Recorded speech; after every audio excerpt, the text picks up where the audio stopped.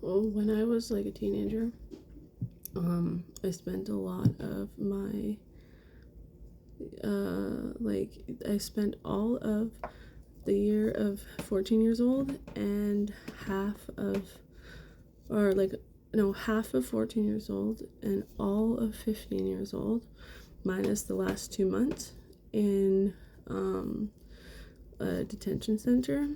When I was like 12 years old, I lit like a whatever this thing was called, like you know those intercoms with the buttons. I lit one of those on fire and I got charged. So like from the age of 12 years old, I've like been in and out of like I was on probation. So because of that, I would run away from home a lot and then I would breach. So I got like 84 breaches. So I got sent to youth detention center for a year and a half. Yeah. And I was there for about a year and a half. Yeah, I went to 2 different ones. I went to the one in Victoria. I stayed there for about a year, and then I went to Vancouver, and I went to the one for open custody for about 6 months. I stayed there, and it was a little stressful. I mean, I got a lot of schooling done. I used to do these like elaborate portraits because I got really good at art while I was there. I remember Pastor Gloria. She used to work in the art room, and we would spend a lot of time like in school. Like I was able to not graduate, but like finish all of grade 9, all of grade 10, like half of grade 11 while I was there. And then when they closed down the youth detention center, what happened is I went to go and get my, I went to go get like the, what do you call it? The actual, I'm trying to think of the word, like my transcript.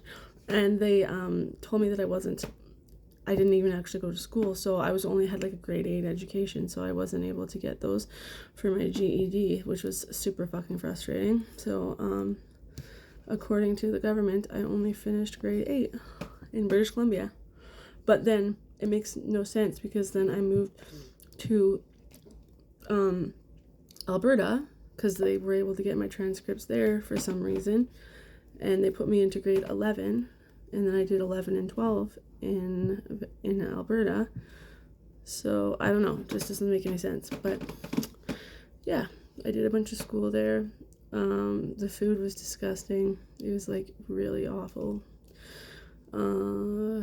Like they're like in the open custody, what we would do is we would climb the fence and steal cigarette butts and then smoke them off of the tobacco paper. It was disgusting, but they would give us like a rush.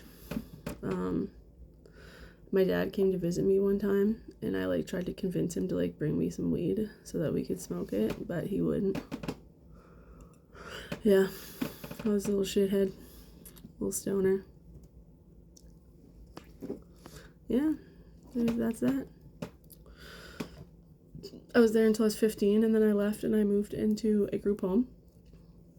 And when I first lived in the group home, I used to run away like a lot.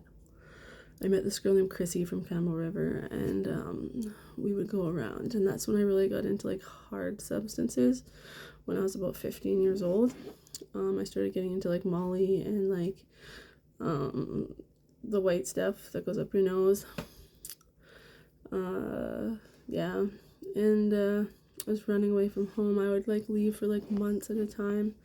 I ended up in Victoria, in like Fernwood, smoking out of a bubble with like some random people. Yeah, like it was wild. And then I don't know what happened. I turned 16 and I ended up getting arrested for the last time because I ran away from home.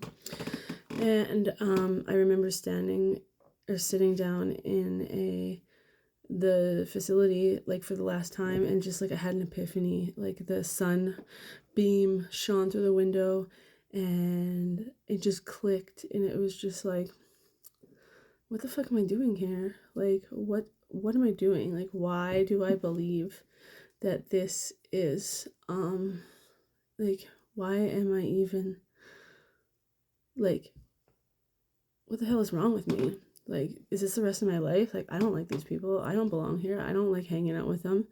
So then after that, I just got my shit together, went out to this program in Penticton, finished most of it, ended up failing that, and moved out to Alberta. Yeah.